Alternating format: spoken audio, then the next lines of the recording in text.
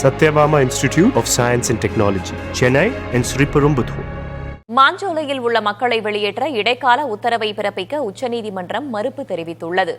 மறுவாழ்வு விவகாரத்தில் தற்போது எடுக்கப்பட்டு வரும் நிவாரண நடவடிக்கைகள் தொடர வேண்டும் என்றும் நீதிமன்றம் உத்தரவிட்டது.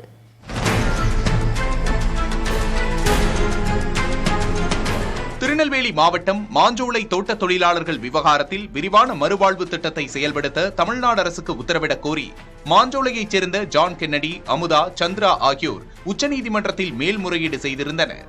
இந்த வழக்கு மீண்டும் உச்சநீதிமன்ற நீதிபதி விக்ரம்நாத் தலைமையிலான அமர்வில் விசாரணைக்கு வந்தது. அப்போது தமிழக அரசு தரப்பில் ஆஜரான வழக்கறிஞர் மாஞ்சோலை தொழிலாளர்களின் மறுவாழ்வு திட்டத்தின் கீழ் 247 விண்ணப்பங்கள் கிடைத்துள்ளதாகவும் அதில் 190 நபர்களுக்கான உத்தரவு பிறப்பிக்கப்பட்டுவிட்டது என்றும் தெரிவித்தார். 534 குடும்பங்களில் 84 குடும்பங்கள் இதுவரை மாஞ்சோலையை விட்டு வெளியேறாமல் உள்ளனர் என்பதை நீதிமன்றத்தில் வாதமாக தமிழக அரசு முன்வைத்தது. தொடர்ந்து மனுதாரர்கள் தரப்பில் ஆஜரான வழக்கறிஞர்கள் வெளியேற்றப்பட்ட தொழிலாளர்கள் குடும்பத்திற்கான வாழ்வாதாரம், கல்வி மற்றும் பிற அடிப்படை விவகாரங்களை கருத்தில் கொள்ள வேண்டும் என்றும் அதற்காக ஏற்பாடு என்ன என்பது இதுவரை அரசு தெரிவிக்கவில்லை எனவும் வாதிட்டனர். 144 குடும்பங்களுக்கு இன்னமும் வீடு கிடைக்கவில்லை எனவும் அவர்கள் எங்கு செல்வார்கள் எனவும் நீதிமன்றத்தில் கேள்வி எழுப்பினர்.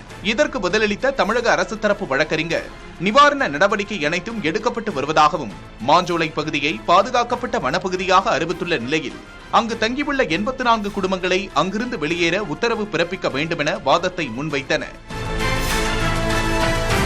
வழக்கில் எந்த ஒரு இடைக்கால உத்தரவும் இப்போதைக்கு பிறப்பிக்க முடியாது என நீதிபதிகள் தெரிவித்தனர். எஞ்சியுள்ள மக்களுக்கு வீடு கட்டித்தர தமிழக அரசுக்கு கால நிர்ணயம் செய்து உத்தரவிட வேண்டுமென மனுதாரர்கள் தரப்பு கோரிக்கை வைத்தபோது ஏற்கனவே தமிழக அரசு வீடு கட்டித் தருவதற்கான நடவடிக்கைகளை எடுத்து வருவதாக உறுதியளித்துள்ள நிலையில் ஒருவேளை கட்டித்தரவில்லை என்றால் அப்போது மீண்டும் நீதிமன்றத்தை மனுதாரர்கள் நாடலாம் என தெரிவித்து வழக்கை ஒத்திவைத்தனர்.